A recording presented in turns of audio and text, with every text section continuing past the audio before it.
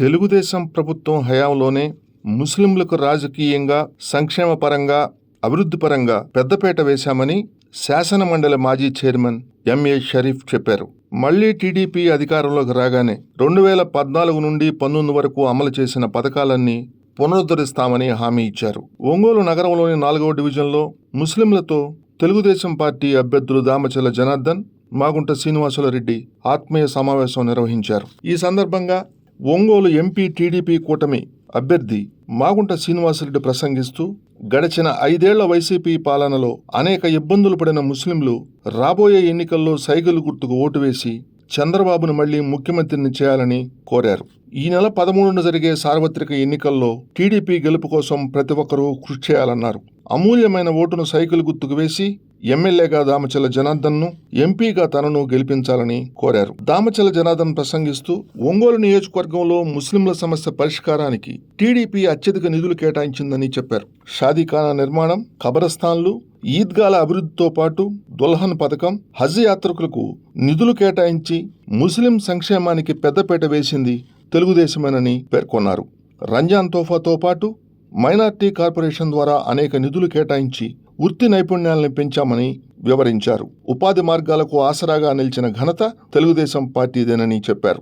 మైనార్టీలకు చెందిన ఎంఏ షరీఫ్ను శాసనమండలి చైర్మన్గా, లాల్ జాన్ బాషాను ఎంపీగా చేయడంతో పాటు పలువురికి రాజకీయంగా అనేక పదవులు కేటాయించి వారిని అన్ని విధాలుగా తెలుగుదేశం పార్టీ ప్రోత్సహించిందన్నారు. తాను ఎమ్మెల్యేగా ఉన్న సమయంలో ముస్లింలు నివసించే ప్రాంతాలలో రోడ్లు వేయించడంతో పాటు తాగునీటి సమస్యను పరిష్కరించారని గుర్తు చేశారు. ఈ సదస్సులో జనసేన పార్టీ జిల్లా అధ్యక్షుడు షేక్ రియాజ్, బీజేపీ కన్వీనర్ యోగయ్య యాదవ్, మాజీ మున్సిపల్ చైర్మన్, సీనియర్ నాయకులు మంత్రి శ్రీనివాసరావు, పార్టీ సీనియర్ నాయకులు షేక్ కఫీల్ బాషా, పఠాన్ అనీఫ్ ఖాన్, అన్వర్, సిలార్, 4వ డివిజన్ కార్పొరేటర్ నూర్జహాన్, అన్వర్ బాబు పాల్గొన్నారు. కార్యక్రమానికి విచ్చేసిన పార్టీ నాయకులకు ముస్లిం సోదరులు ఘన స్వాగతం పలికారు.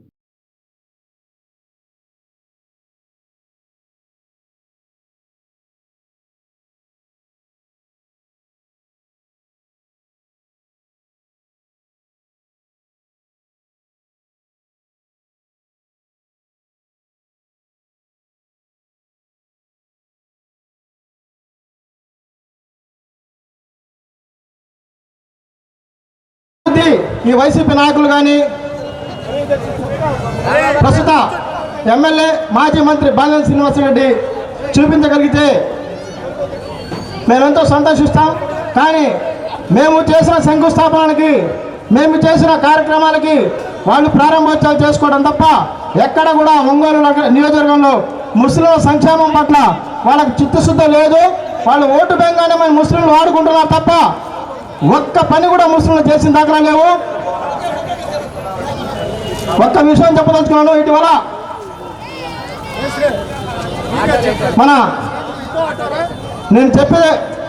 నేను చెప్పడం తప్పైతే నన్ను క్షమించండి.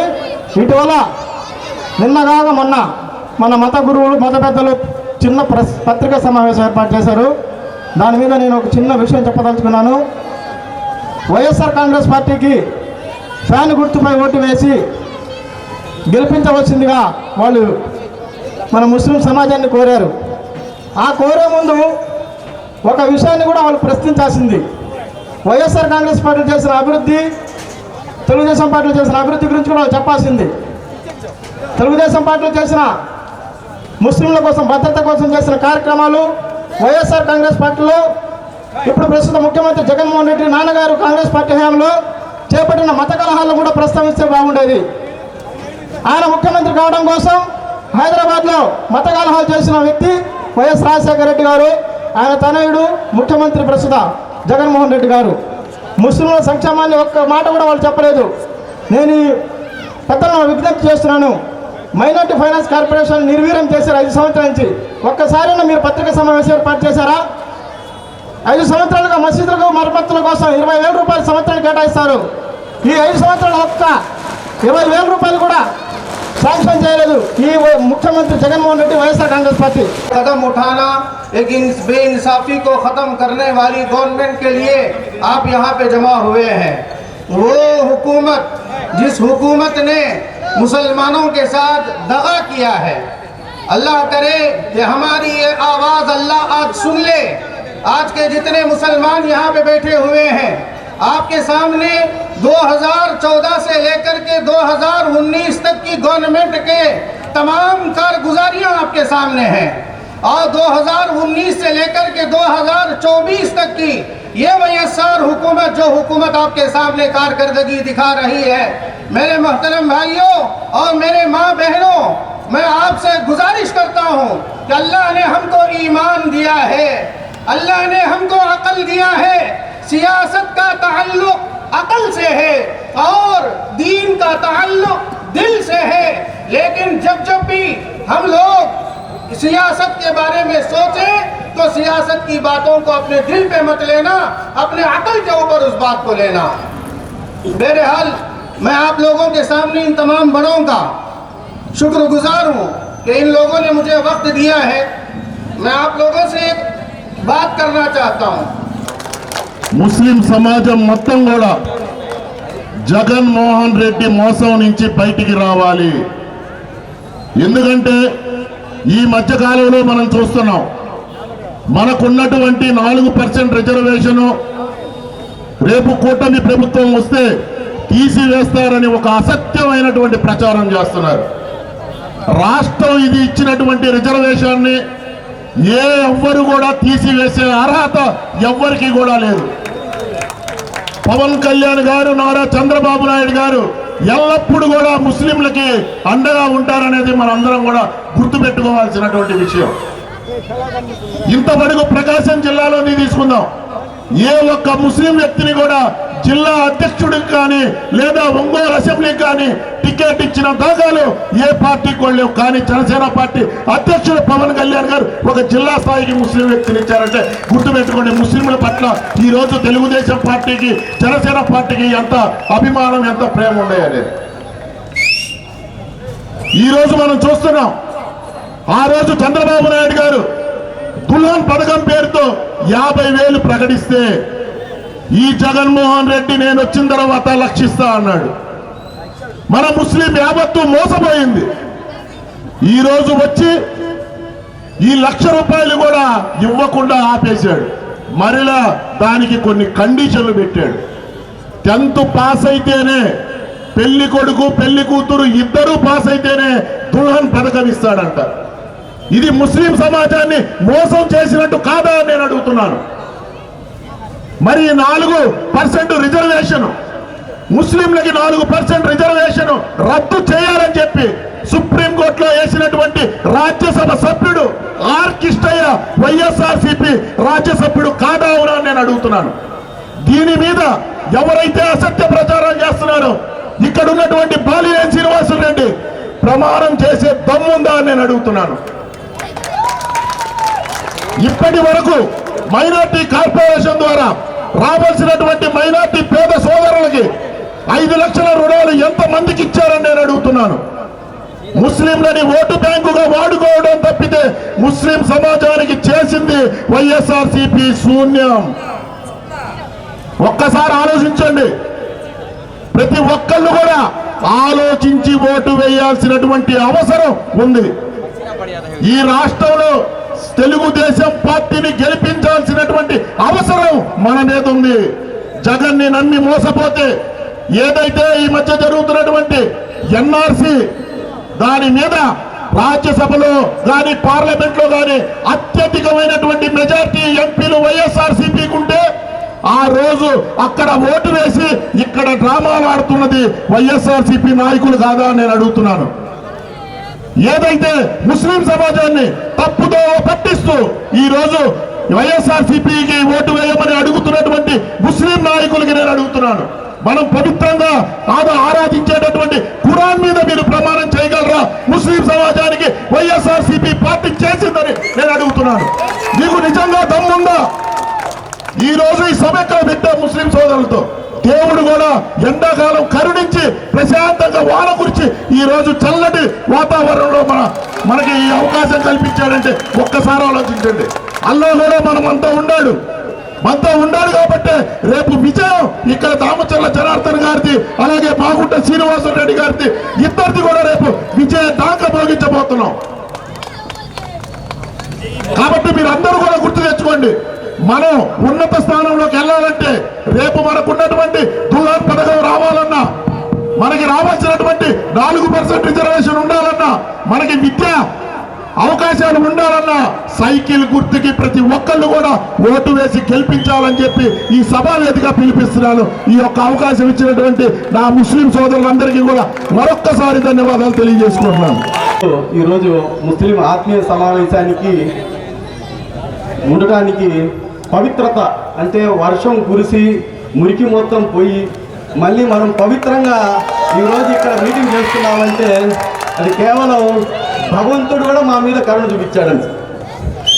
ఈరోజు మనం 2 పాయింట్ల మీద జగన్మోహన్ రెడ్డి గారికి ముస్లింలు ఎందుకు ఓటు వేయాలి, ఏ పని చేశాడని ఓటు వేయాలనేది ఒక ఆలోచనలో ఉన్నాం. మనం ఎన్ఆర్సీసీకి అక్కడ సెంట్రల్లో ఓటు వేశాడని చెప్పి ఓటు వేయాలా, త్రిపుల్ తలాక్ ఓటు వేశాడని ఓటు వేయాలా మన అతనికి? అదేవిధంగా ఎన్నో కార్యక్రమాలు మన సంక్షేమ కార్యక్రమాల్లో ఈరోజు ఏమీ లేకుండా చేశాడు. ఒక్కటంటే ఒక్క మసీదు గోడ కూడా కట్టలేదు ఈ 5 సంవత్సరాల్లో కూడా.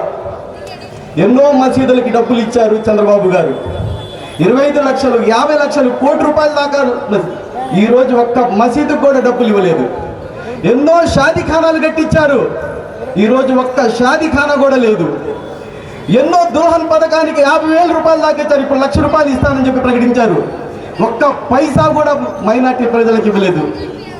ఎన్నో మసీదులకి రంజాన్ తోఫాలు అలాగే 25,000 రూపాయలు డెవలప్మెంట్ కోసం ఇచ్చారు.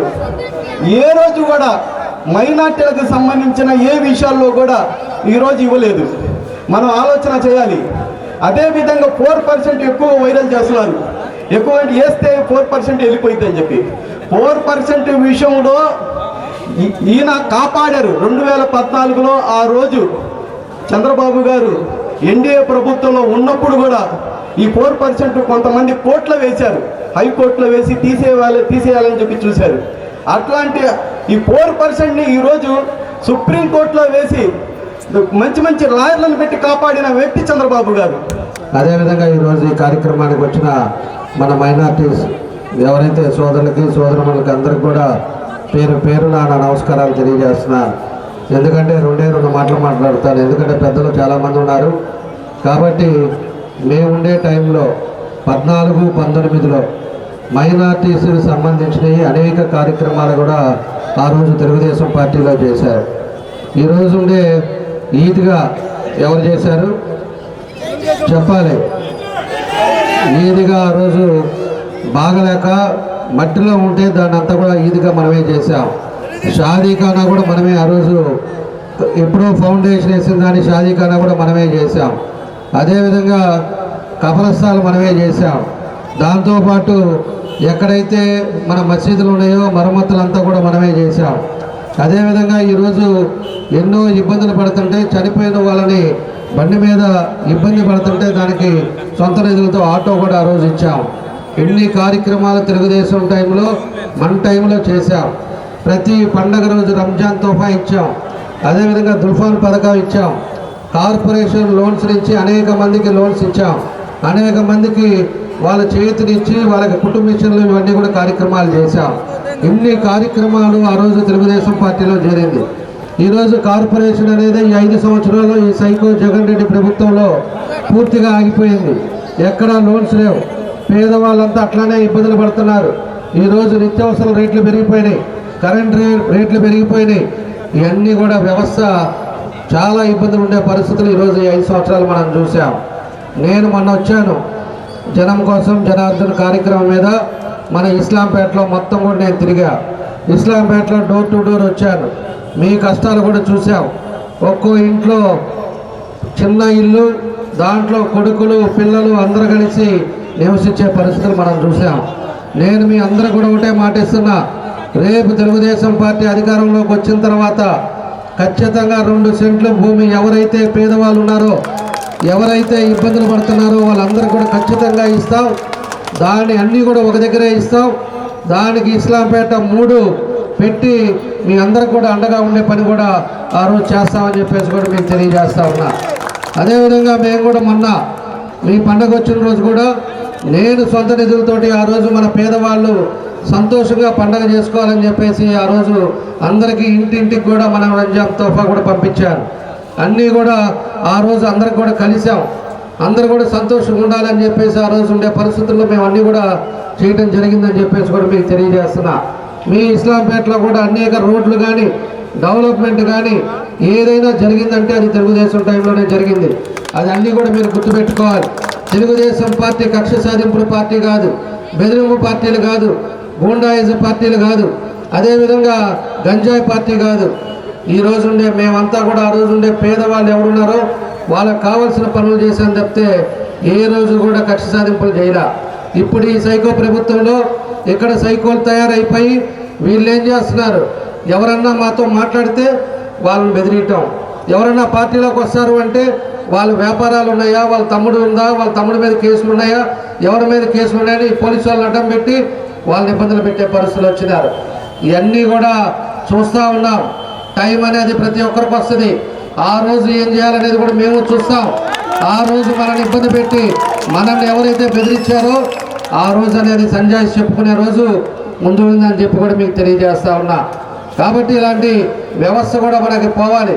ఒంగోలులో ఎప్పుడూ లేని వ్యవస్థను ఈరోజు తీసుకొచ్చి పెట్టారు. ఈరోజు పట్టాలని చెప్పేసి ఇందాక ఇవాళ కలెక్టర్ గారు చెప్తారు. కలెక్టర్ గారు చెప్తే బలవంతంగా చెప్పిస్తారు. నేను కలెక్టర్ గారిని కూడా నేను ఒకటే అడుగుతున్నా, అతను దొంగ పట్టాలు అని చెప్పేసి మేము ప్రూవ్ చేస్తాం. మీరు దానికి ఈరోజు పెడితే కేసు పెడతారని చెప్పి మీరు అంటున్నారు. నేను కూడా మీరు టైం ఇవ్వండి, రైతులను తీసుకొస్తాం. రైతులు ఆ రోజు అక్కడ రైతులకు రిజిస్ట్రేషన్ అయిందా లేదా, రైతులకు రిజిస్ట్రేషన్ అవ్వకుండా ఏ విధంగా మీరు పట్టాలు ఇస్తారని చెప్పి కూడా నేను అడుగుతా ఉన్నా. ఆ రైతులను కూడా తీసుకొస్తాం. ఎందుకు ప్రజలను మోసం చేసినప్పుడు మీరు అధికారులంతా కూడా దాన్ని సమర్థిస్తారని చెప్పి కూడా నేను అడుగుతా ఉన్నా. మీరు టైం ఇవ్వండి, ఆ రైతులను పిలిపిస్తాం. పట్టాలు ఆ భూమిలోనే ఇచ్చిన పట్టాలను కూడా నేను పిలిపిస్తాను. ఇది తప్పని తెలిస్తే మీరేం చెప్తే దానికి సిద్ధంగా ఉంటామని చెప్పి కూడా నేను తెలియజేస్తా ఉన్నా. ఈరోజు ఎన్నికల ముందు దొంగ పట్టాలు ఇచ్చి కావాలని చెప్పేసి దొంగ పట్టాలు దాన్ని కూడా మాట్లాడనీయకుండా అధికారుల మీద ఒత్తిడి చేపించేసి చెప్పే పరిస్థితిలో వీళ్ళు ఈ రకంగా తయారయ్యారని చెప్పి కూడా తెలియజేస్తున్నా. ఈరోజు కోర్టు ఉంది, కోర్టులో కూడా వీళ్ళ పెత్తనాలు ఆ విధంగా చేస్తూ వస్తున్నారు. ఇవన్నీ ఏదైతే ఉన్నాయో ఇవన్నీ కూడా మీరు అందరూ కూడా గుర్తుపెట్టుకోవాల్సిన అవసరాలు ఉన్నాయి. ఈరోజు 50 సంవత్సరాలకే మన మేనిఫెస్టోలో పెట్టారు.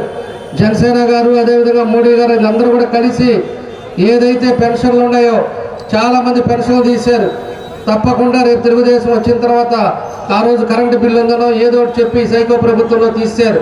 మీ అందరికి కూడా ఎలిజిబిలిటీ ఉండే వాళ్ళందరూ కూడా 4,000 రూపాయల పెన్షన్లు ఇస్తామని చెప్పేసి కూడా మీకు తెలియజేస్తున్నా. ఎవరు ఎలిజిబిలిటీ ఉంటే వాళ్ళకందరికీ ఇస్తాం.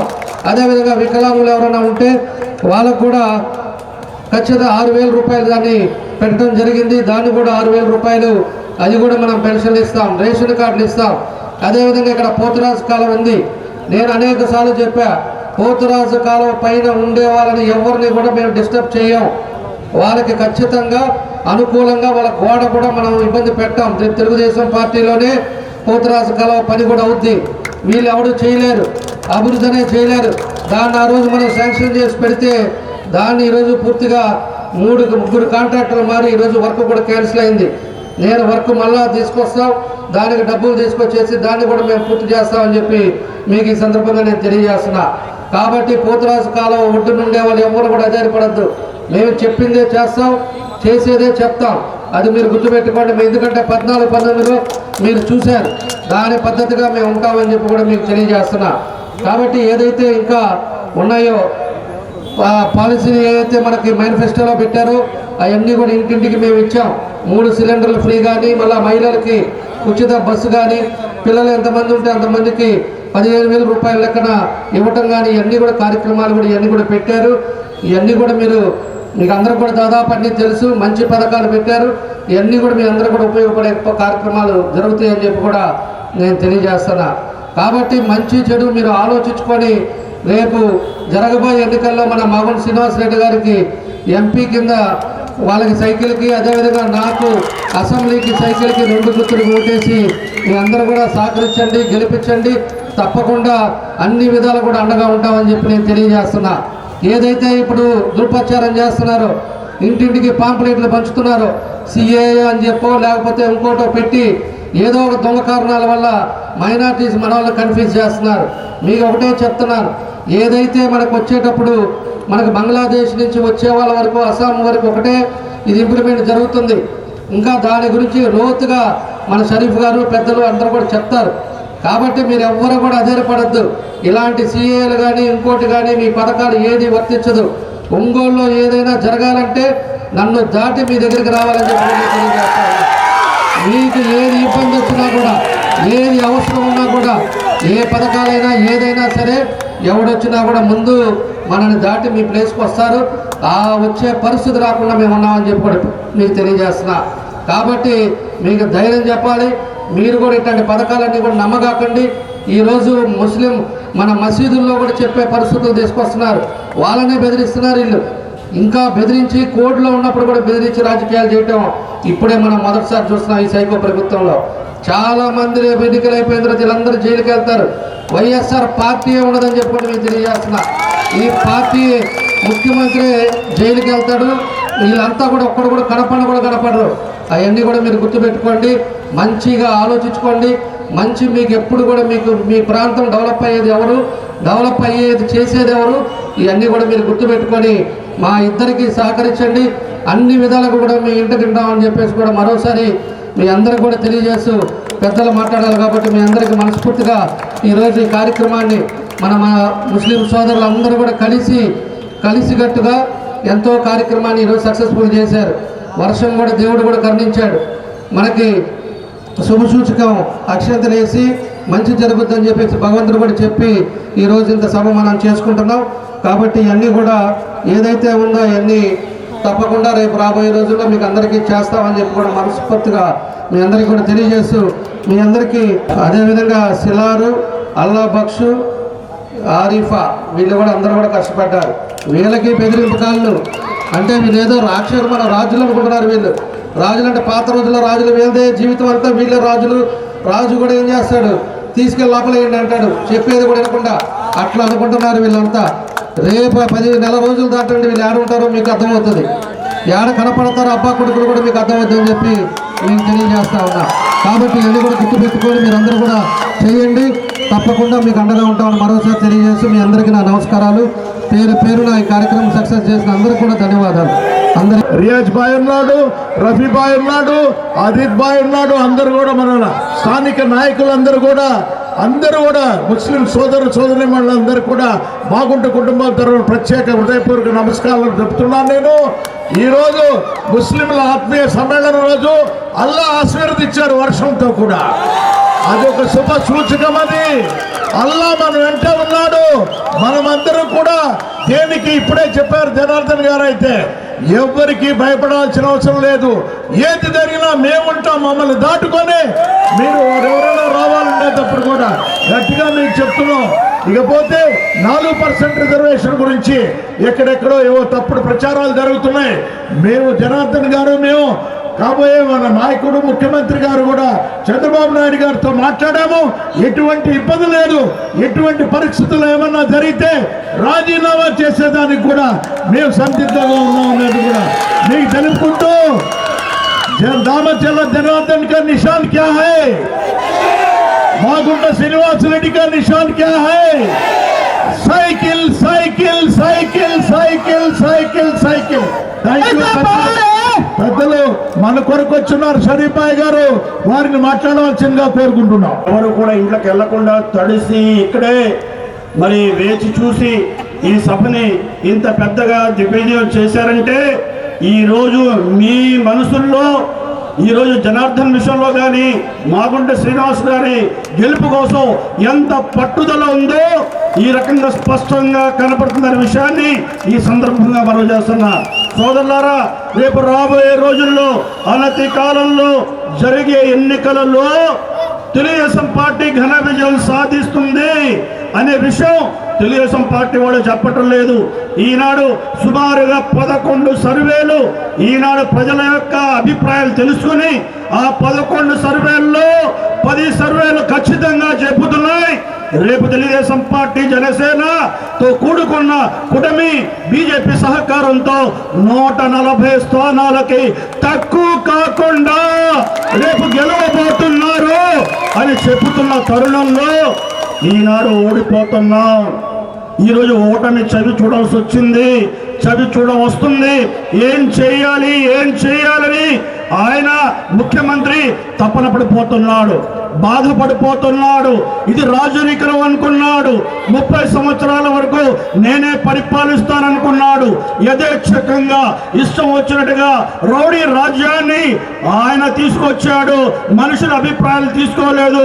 ప్రజాస్వామ్యాన్ని కూనీ చేశాడు. ఇష్టం వచ్చినట్టుగా ఒక ముఖ్యమంత్రి స్థాయి వ్యక్తి వ్యాపారం చేసుకున్నాడు తప్ప, ఒక వ్యాపారవేత్తగా ఆయన ప్రవర్తించాడు తప్ప, ముఖ్యమంత్రిగా ప్రజాప్రతినిధిగా ఆయన ఎక్కడా కూడా ప్రవర్తించలేదనే విషయాన్ని ఈ సందర్భంగా మీరు గమనించాలి. ఇసుక వ్యాపారం, మద్యం వ్యాపారం, ఖనిజ సంపదను దోచుకునే వ్యాపారం, భూముల వ్యాపారం 1 కాదు 2 కాదు. గతంలో ఆయన తండ్రి మరి రాజశేఖర రెడ్డి గారు చాటున ముఖ్యమంత్రిగా ఉన్నప్పుడు 1,00,000 కోట్లు సంపాదించుకున్నాడని అభియోగం ఆయన మీద ఉంది. సిబిఐ కూడా ఆయన మీద 11 ఛార్జ్ షీట్లు వేసింది.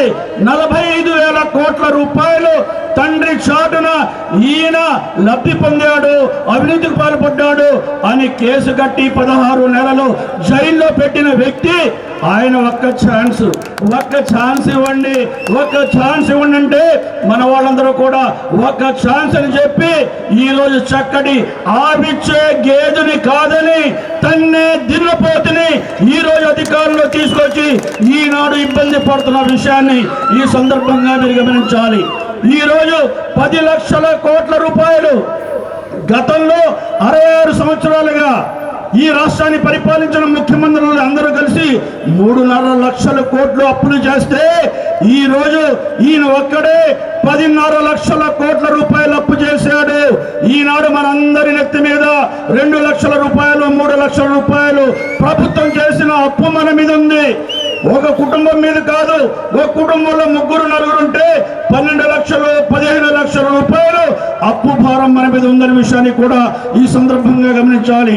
ఈనాడు రాష్ట్రంలో పరిశ్రమలు రావట్లేదు, పెట్టుబడులు రావట్లేదు, ఉపాధి అవకాశాలు లేవు, ఉద్యోగ అవకాశాలు లేవు. ఎవరైనా ప్రభుత్వాన్ని విమర్శిస్తే పోలీసులను అడ్డు పెట్టుకుని కేసులు పెట్టడం, దౌర్జన్యం చేయడం, కొట్టడం, వాళ్ళ ఆస్తులని, వాళ్ళ మానాలని, వాళ్ళ ప్రాణాలని హరించే రకంగా ఈనాడు దుష్ట పరిపాలన ఈ 5 సంవత్సరాల్లో గడిచిందనే విషయాన్ని కూడా ఈ సందర్భంగా మీరు గమనించాలి. అందుకనే ప్రజలందరూ ఎస్సీలు కానీ, ఎస్సీ ఎస్టీలు కానీ, మైనార్టీలు కానీ, మహిళలు కానీ, బీసీలు కానీ, రైతులు కానీ, ఉద్యోగస్తులు కానీ, యువకులు కానీ, వ్యాపారస్తులు కానీ, అన్ని వర్గాల ప్రజలు ఈ ప్రభుత్వం జగన్మోహన్ రెడ్డి మనకి శకునిగా శాపంగా మారాడు. ఈ రాష్ట్రాన్ని 10 సంవత్సరాలు వెనక్కి నెట్టాడు. ఈ రాష్ట్రానికి రాజధాని లేకుండా చేశాడు. ఈ రాష్ట్రానికి పోలవరం కట్టడంలో కూడా అలక్ష్యం చేశాడు. కేంద్ర ప్రభుత్వం దగ్గర ప్లీజ్ నన్ను అరెస్ట్ చేయకండి, నా మీద కేసుల మీద కనికరించండి అని అడిగారు తప్ప ఈ రాష్ట్రానికి కావాల్సిన స్పెషల్ స్టేటస్ కానీ, ఈ రాష్ట్రానికి కావాల్సిన నిధుల కోసం కానీ ఏమాత్రం ప్రయత్నం చేయలేదు. మీరు ఈనాడు అతను బీజేపీ ఎన్డీఏ ప్రభుత్వానికి తొత్తుగా మారి ఈ 5 సంవత్సరాలు బీజేపీకి సేవ చేశాడు. బీజేపీకి కాళ్ళ కింద పడి ఉన్న ఒక వ్యక్తి మనల్ని ఏం చేయలేని విషయాన్ని కూడా ఈ సందర్భంగా గమనించాలి. అందుకోనే ఓడిపోతున్నా అని చెప్పి తప్పుడు ప్రచారం చేస్తున్నారు. ఈనాడు ముస్లింల మీద ప్రముఖంగా ఎక్కువ ప్రాధాన్యత పెట్టారు. ముస్లిం ఓట్లు ఈరోజు రాష్ట్రంలో 40 నియోజకవర్గాలలో ప్రధానంగా 40 నియోజకవర్గాలలో ప్రభావం చూపే పరిస్థితి ఉంది. ముస్లిం ఎట్టయితే ఓటేస్తారో ఆ 40 నియోజకవర్గాల్లో ఆ పార్టీ గెలిచే పరిస్థితి ఉంది. అందుకనే అమాయకులైన ముస్లింలని ఈనాడు బీజేపీ అని పూచీని చూపెట్టి ఈనాడు మన ఓట్లను గుంజుకునే ప్రయత్నం చేస్తున్నాడనే విషయాన్ని ఈ సందర్భంగా మీరు గమనించాలి. బీజేపీతో 1999లోనే బీజేపీతో ఆనాడు జతగట్టాం. అప్పుడు మరి అబ్దుల్ కలాం గారిని వాజ్పేయి గారికి ఒప్పించి అబ్దుల్ కలాం నుండి ఒక శాస్త్రవేత్తని ఈ దేశం యొక్క అత్యున్నత స్థానం రాష్ట్రపతి ఇవ్వడానికి ఆనాడు చంద్రబాబు నాయుడు గారు చేసిన ప్రయత్నాన్ని, ఆనాడు మన ముస్లింల గౌరవాన్ని పెంచిన ప్రయత్నాన్ని ఈ సందర్భంగా మీరు గమనించవలసిందిగా మనం చేస్తున్నా. బీజేపీతో సఖ్యతగా ఉన్నప్పుడే మన హజ్జుకు పోవాలంటే బెంగళూరుకు పోవాల్సి వచ్చేది. హైదరాబాద్ నుండి మనకి విమాన సదుపాయం లేదు. అప్పుడు చంద్రబాబు నాయుడు గారు వాజ్పేయితో మాట్లాడి నేరుగా హైదరాబాద్ నుండి ఫ్లైట్ ఏర్పాటు చేసింది కూడా ఆ బీజేపీ ప్రభుత్వ హయాంలోనే. 11 అంతస్తుల చక్కటి మరి సదుపాయంతో అయిన మరి హజ్ భవన్ని హైదరాబాద్లో నిర్మించింది కూడా బీజేపీ ఉన్నప్పుడే అనే విషయాన్ని కూడా ఈ సందర్భంగా గమనించాలి. 2014 నుండి 2019లో కూడా బీజేపీతో జత కట్టాం. ఆనాడు నరేంద్ర మోడీతో భాగస్వామి అయ్యాం. 2018 వరకు నరేంద్ర మోడీతో కలిసి ఉన్నాం. అప్పుడు కూడా ముస్లింలకు ఎటువంటి ఇబ్బంది రానివ్వలేదు. ముస్లింలకు కాదు, ఇమాం మౌజున్లకి గౌరవేతనం ఇచ్చింది కూడా ఆనాడు బీజేపీ ప్రభుత్వంతో జత కట్టినప్పుడే ఇచ్చాం. దుల్హన్ పథకం ఆనాడు బీజేపీతో జత కట్టినప్పుడు ఇచ్చాం. మసీదులకి నిర్మాణానికి, మరి అదే రకంగా షాదీఖానాల నిర్మాణానికి, కడపలో హౌస్ హౌస్ నిర్మాణానికి ఆనాడు బీజేపీతో ఉన్నప్పుడే ముస్లింలకు అన్ని సంక్షేమ కార్యక్రమాలు చేసామనే విషయాన్ని కూడా ఇష్టంగా గమనించాలి. ఆనాడు కూడా 4% రిజర్వేషన్ ఎక్కడ కూడా తూచా తప్పకుండా 100% 2014 నుండి 2019లో అమలు చేసిన విషయాన్ని కూడా ఈ సందర్భంగా మీరు గమనించాలి. ఈ రోజు ఏదైతే 4% రిజర్వేషన్ ఉందో అది సుప్రీంకోర్టు స్టేలో ఉంది. ఎవరు కూడా దాంట్లో తలదూర్చలేరు.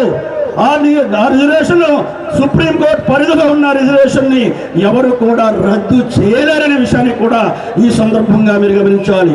కేంద్ర ప్రభుత్వం తలచినా కూడా మరి సుప్రీంకోర్టులో ఉన్న దాన్ని వాళ్ళు ఎట్టి పరిస్థితుల్లో కలగజేసుకోలేరు. అదే రకంగా ఈ రాష్ట్రంలో బీజేపీ కూడా 4% రిజర్వేషన్ గురించి ఎక్కడ కూడా పొరపాటుగా మాట్లాడలేదనే విషయాన్ని కూడా ఈ సందర్భంగా గమనించాలి. పురంధరేశ్వరి గారు 4% రిజర్వేషన్ రద్దు చేస్తాం, చంద్రబాబు నాయుడుతో మాట్లాడాం, పవన్ కళ్యాణ్ కూడా ఒప్పుకున్నాడని ఒక ఫేక్ తప్పుడు వార్త ప్రచురిస్తే మరి పురంధరేశ్వరి గారు ఓపెన్ గా వచ్చి నేను అటువంటి స్టేట్మెంట్ ఇవ్వలేదు, ఈ 4%కి నేను వ్యతిరేకం కాదు అని చెప్పింది పురంధేశ్వరి, బీజేపీ అధ్యక్షురాలు. అవును, అమిత్ షా గారు మన హైదరాబాద్ లో ముస్లింల 4% రిజర్వేషన్ తీసేస్తాం, రద్దు చేస్తాం అంటే ఇక్కడ ఆ వైఎస్ఆర్సీపీ వాళ్ళు చంకలు బాదుకున్నారు, బాగా దాన్ని వైరల్ చేశారు. కానీ మొన్న ధర్మవరం వచ్చినప్పుడు మరి అమిత్ షా గారు ధర్మవరంలో ఆంధ్ర రాష్ట్రంలో ఉన్నప్పుడు 4% రిజర్వేషన్ గురించి ఎక్కడా పొరపాటున మాట్లాడలేదని విషయాన్ని కూడా ఈ సందర్భంగా గమనించాలి. అంతేకాదు ప్రధానమంత్రి గారు నిన్న రాజమండ్రి వచ్చారు, ఆయన కూడా ఎక్కడా మాట్లాడలేదు 4% రిజర్వేషన్ గురించి అన్న విషయాన్ని కూడా ఈ సందర్భంగా గమనించాలి. ఈనాడు పవన్ కళ్యాణ్ గారు, చంద్రబాబు నాయుడు గారు, బీజేపీలో ఉన్న పెద్దలు కూడా ఈనాడు ఆంధ్ర రాష్ట్రంలో అమలు చేస్తున్న 4% రిజర్వేషన్ కి వ్యతిరేకం కాదనే విషయాన్ని ఇక్కడ సందర్భంగా గమనించాలి.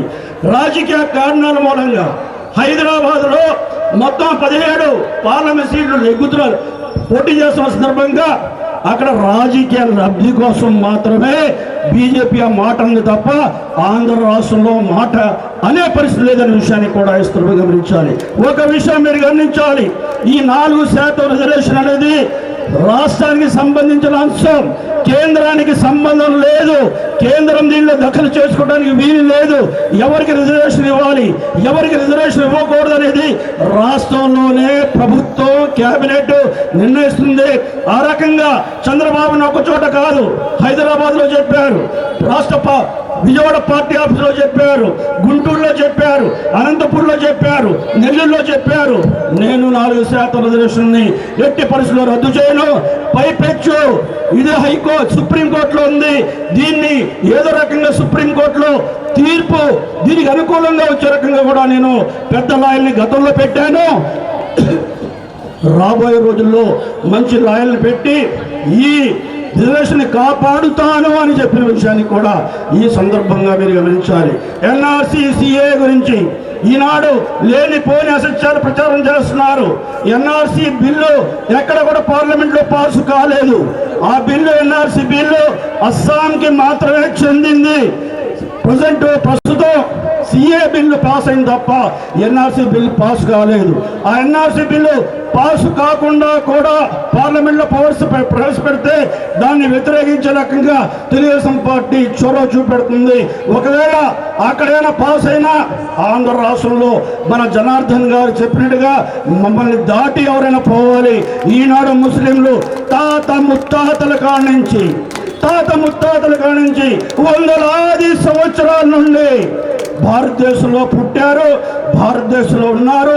ఈ భారతదేశం మట్టిలోనే కలుస్తాం తప్ప మమ్మల్ని ఎవరు కూడా మమ్మల్ని ఈ దేశం నుండి మా పౌరసత్వం నుండి ఎవరు కూడా దూరం చేయలేని సత్యాన్ని ఈ సందర్భంగా మీరు గమనించవలసిందిగా మనం చేస్తున్నాం. ఎన్ఆర్సీ విషయంలో ఆధారపడాల్సిన అవసరం లేదు. రేపు తెలుగుదేశం ప్రభుత్వం వస్తే ఒకవేళ ఎన్ఆర్సీని అమలు చేయాలనుకుంటే ఆంధ్ర రాష్ట్రంలో ముస్లింలందరూ కూడా ఎవరైనా బంగ్లాదేశ్ నుంచి వచ్చిన వాళ్ళు తప్ప వేరే వాళ్ళకి పౌరసత్వంలో ఎక్కడా ధోకా లేకుండా అన్ని రకాలుగా తెలుగుదేశం పార్టీ ఆదుకుంటుందనే విషయాన్ని కూడా ఈ సందర్భంగా మీరు గమనించాల్సింది మనం చేస్తున్నా. నేను ఒకటే చెబుతున్నా, బీజేపీ ఒక జాతీయ పార్టీ, దానికి ఒక జెండా ఉంది, దానికి ఒక ఎజెండా ఉంది, దానికి ఒక సిద్ధాంతం ఉంది, ఆ నాయకులకు ఆలోచన ఉంది, వాళ్ళ యొక్క విధానాలు ఉన్నాయి. కానీ ఈనాడు బీజేపీ సిద్ధాంతాల విధానాల ఆలోచనలు తెలుగుదేశం పార్టీకి ఎట్టి పరిస్థితుల్లో సంబంధం లేదు అనే సందర్భంగా మనం చేస్తున్నాం. తెలుగుదేశం పార్టీ ప్రాంతీయ పార్టీ, దీనికి సిద్ధాంతాలు ఉన్నాయి, దీనికి విధానాలు ఉన్నాయి, దీనికి కూడా చంద్రబాబు నాయుడు ఆలోచనలు ఉన్నాయి. ఆ సిద్ధాంతం, ఆ విధానం ఎన్టీ రామారావు గారు నాటి నుండి లౌకికవాదం, మత సామరస్యమే మా సిద్ధాంతం అనే విషయాన్ని ఈ సందర్భంగా మీకు మనం చేస్తున్నా. హిందూ, ముస్లిం, క్రైస్తవ, సిక్, ఈసాయ ఎవరైతే ఉన్నారో వీళ్ళందరూ కూడా మతపరంగా సోదర భావంతో శాంతియుతంగా సహజీవనం కల్పించే వాతావరణం కల్పించడమే మా సిద్ధాంతం అనే విషయాన్ని ఈ సందర్భంగా మనం చేస్తున్నా. అంతేకాదు అన్ని కులాలలో, అన్ని మతాలలో, ముఖ్యంగా మరీ ముఖ్యంగా ముస్లింలలో పేదరికం ఎక్కువ ఉంది, అవిద్య ఎక్కువ ఉంది, అదే రకంగా నిరుద్యోగం ఎక్కువ ఉంది, అదే రకంగా ఉపాధి లేదు, అదే రకంగా ఆదాయం లేదు, ఉండటానికి ఇల్లు కూడా లేని ఏదైనా జాతి ఉందంటే ఈ భారతదేశంలో ముస్లిం జాతి. నేను చెబుతున్న విషయం కాదు, మరి ఏదైతే సచర్ కమిటీ కానీ రంగనాథ్ మిశ్రా కమిషన్ కానీ ఈ రోజు చెప్పారు, భారతదేశంలో ముస్లింలు 500 రూపాయలతో నెలసరి ఆదాయంతో గడుపుతున్న వాళ్ళు కూడా ఉన్నారని చెప్పారు. అంతేకాదు ఎస్సీల కంటే ఎస్టీల కంటే అధ్వానమైన పరిస్థితుల్లో ఉన్నారు ముస్లింలు అని చెప్పారు. దీనికి కారణం ఈ ప్రభుత్వాలనే విషయాన్ని కూడా ఇస్తూ గమనించాలి. అందుకే చంద్రబాబు నాయుడు గారు మనలో ఉన్న పేదరికాన్ని, మనలో ఉన్న అవిద్యని, మనలో ఉన్న నిరుద్యోగాన్ని దూరం చేయడానికి గతంలో 3,000 కోట్ల రూపాయలు ఖర్చు పెట్టారు. ఈ రాబోయే రోజుల్లో రేపు ప్రభుత్వం వచ్చిన తర్వాత 1,500 కోట్ల రూపాయలు సంవత్సరానికి ఖర్చు పెట్టాలని నేను డిమాండ్ చేశాను. తప్పనిసరిగా చేద్దాం. నాకు కూడా అదే భావన ఉంది. ముస్లింల పేదరికాన్ని దూరం చేయాలి. ఎక్కడైనా ఖర్చు పెట్టాలంటే ఎక్కువగా ముస్లింలకే ఖర్చు పెట్టాలి. ఆ అర్హత వాళ్ళకే ఉంది. ఆ పేదరికాన్ని దూరం చేద్దాం అని కూడా నాకు వాగ్దానం చేశారు. కాబట్టి రాబోయే రోజుల్లో 1,500 కోట్ల రూపాయలు ఖర్చు పెట్టే రకంగా రేపు ప్రభుత్వం సుపరిపాలన ఉంటుందనే విషయాన్ని ఈ సందర్భంగా మీరు గమనించవలసిందిగా మనం చేస్తున్నా. ఈనాడు వైఎస్ఆర్సీపీ వాళ్ళు చెప్పుతున్న కళ్ళబొల్లి మాటలు వినొద్దు.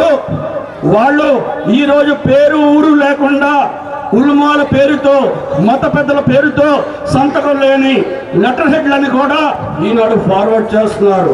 రాష్ట్రంలో ఉన్న మత పెద్దలు ఉల్మాలు వైఎస్ఆర్ బీజేపీకి ఓటేయమన్నారని ఎక్కడ కూడా సంతకం లేదు, ఎవరి పేరు లేకుండా ఈనాడు చేస్తున్నారంటే ఏ రకంగా ఉల్మాలతో కూడా తప్పుడు పనులు చేయించడానికి, వాళ్ళ పేరు లేకుండా మళ్ళీ మోసం చేయడానికి ప్రయత్నం చేస్తున్నారు. ఈ సందర్భంగా మీరు గమనించాలి. ఈనాడు సత్యానికి కట్టుబడే జాతి, ధర్మానికి కట్టుబడే జాతి, అల్లాహకి భయపడే జాతి ముస్లిం జాతి. ఎవరి దయదాక్షంలో మనం లేవు. నా విషయంలోనే చెప్పాలి, నేను మరి శాసనమండలి చైర్మన్గా ఉన్నప్పుడు 3 రాజధానుల బిల్లు వచ్చినప్పుడు నాకెన్నో ప్రలోభాలు ఇచ్చారు. కోట్లాది రూపాయల డబ్బులు ఇస్తానన్నారు, పిల్లలకు ఉద్యోగం ఇస్తానంటారు, 1 కాదు 2 కాదు 3 ప్రధాన పట్టణాల్లో ఇల్లు కట్టిస్తానన్నారు. మీరు ఇది తప్పనుకుంటే పదవి తీసుకోండి, ఇంకో 6 సంవత్సరాలు మీరు చైర్మన్గా ఉండంటే నేను ఒప్పుకోలేదు. భయపెట్టించారు. నన్ను చూస్తూ ఉన్నారు, భయపెట్టారు. భయపెట్టినా నేను అల్లాహకి భయపడేవాడిని, ఎవరికి భయపడేవాడిని కాదు. ధర్మాన్ని కాపాడుతాననే ఉద్దేశంతో ఆనాడు నేను ఒకటే ఆలోచించాను. నేను ఏదైనా కక్కుర్తిపడి నేను ఏదైనా తప్పు చేస్తే నా ముస్లిం సమాజం తల దించుకుంటుంది సిగ్గుతో అని భయపడి ముస్లిం సమాజం యొక్క తల ఎత్తుకుని తిరిగే రకంగా, ఘోర ప్రథమంగా ఉండే రకంగా ఆనాడు అయ్యా అల్లా దయ వల్ల నేను దేనికి ప్రలోభాలు లొంగకుండా 3 రాజధాని బిల్లుని నేను వెనక్కి పంపించి సెలెక్ట్ కమిటీకి పంపించిన విషయాన్ని కూడా ఈ సందర్భంగా మీరు గమనించవలసిందిగా మనం చేస్తున్నా. ఆ రకంగా నిజాయితీగా నిలబడి మీ గౌరవాన్ని కాపాడటానికి నేను ప్రయత్నం చేసిన వాడిని. ఈరోజు మీకోసం తపన పడుతున్నా. ఈరోజు 69 సంవత్సరాల వయసు, నాకు రాజకీయాలు అవసరం లే, కానీ నా సమాజం కోసం నన్ను అల్లాహ్ తఆలా అత్యున్నతమైన స్థానంలో పెట్టారు. నా స్థాయిలో ఎవరో ముస్లింలు రాలేరు, చంద్రబాబు నాయుడు ముఖాముఖిగా మాట్లాడలేరు అనే బాధతో నాకు వీలు కాకపోయినా, నా ఆరోగ్యం సహకరించకపోయినా నా ముస్లిం సమాజం కోసం తిరుగుతున్నా, మీకోసం తిరుగుతున్నా. రేపు ప్రభుత్వం వస్తుంది, ఈనాడు ముస్లింలు కూడా మీకు ఓటేశారు సార్. ఈ రోజు ఇన్ని సీట్లు రావడానికి ముస్లింలు కూడా కారణం అయ్యారు సార్. ఈ రోజు జనార్దన్ గాని, అదే రకంగా మాగుంట శ్రీనివాసరెడ్డి గాని నెగ్గడానికి ఈరోజు 100 ముస్లింలు కూడా సహకరించారు. కాబట్టి మా ముస్లింలో ఉన్న పేదరికాన్ని, అవిద్యని, నిరుపేదాన్ని మరి మీరు దూరం చేయాలని చెప్పి హెచ్చు నిధులు తీసుకొచ్చి ఇక్కడ సమస్యలు కూడా తీర్చడానికి నాకు అవకాశం ఉంటుందనే విషయాన్ని ఈ సందర్భంగా మీరు గమనించాల్సిందిగా మనం చేస్తున్నా. ఇంకా 2 నిమిషాలు టైం ఉంది. आखिरी में एक हदीस मौलाना यहाँ पर है, मौलाना के सामने हदीस बोलना मुनासिब नहीं रहता, फिर भी हिम्मत करता हूँ मैं हदीस बोलने के लिए। मोहम्मद रसूलुल्लाह सल्लल्लाहु अलैहि वसल्लम का हदीस का फरमान है, इसका मफ़हूम है, अगर कहीं भी बदकारी चलता है, गद्दारी चलता है, धोखा होता है, गुनाह होता है, तो तुम्हारे में हिम्मत है तो हासिल रोको, बोले मोहम्मद रसूलुल्लाह। अगर नहीं रोक सकते तो जबान से उनको तंबी करो, डराओ बोले। अगर वो भी नहीं कर सकते, दिल में बुरा समझ को बाजू घड़िया बोले, उसे ये क्या है बोले, दिल में बुरा समझ को बाजू को हटना ये ईमान का आखिरी दर्जा बोले। आज का रोज अल्लाह के फजल और करम से हिंदुस्तान में हमारे लाठी तलवार लेने की जरूरत नहीं, वोट एक हमारा हथियार है। तो कल के दिन इंसाफ हक हमारे को साथ देता। एक चंद अल्फाज कहते हुए आपका टाइम बहुत लिया, इसके लिए शुक्रिया अदा करते हुए ये मौका को शुक्रिया अदा करते रुसल लेता हूँ। अल्लाह हाफिज। భగ భగ మండుతున్న ఆంధ్ర రాష్ట్రమా, వెలుగులన్నీ వెలివేసిన అంధకారమా, రణరణ రంగమైన రామరాజ్యమా, పగపడ్డ తెలుగు నేల దగ్ధ గీతమా, కంటి నిండా నీళ్లతో గొంతు తడుపుకోకుమా, ఇంటి చలగ చేతిలో ఇంకుతున్న తేజమా, ఆత్మగౌరవం కోసం ఎదురు తిరిగి సాగుమా, ఒకే ఒక్క అవకాశం చేసెను మోసం, దిక్కులేని రాష్ట్ర భవిత కాదా సాక్ష్యం, పసుపు జెండ నొదులుకొని చేశాం తప్పు, ఇకనైనా మారకుంటే తప్పదు ముప్పు, భగ భగ భగ ఏ భగ భగ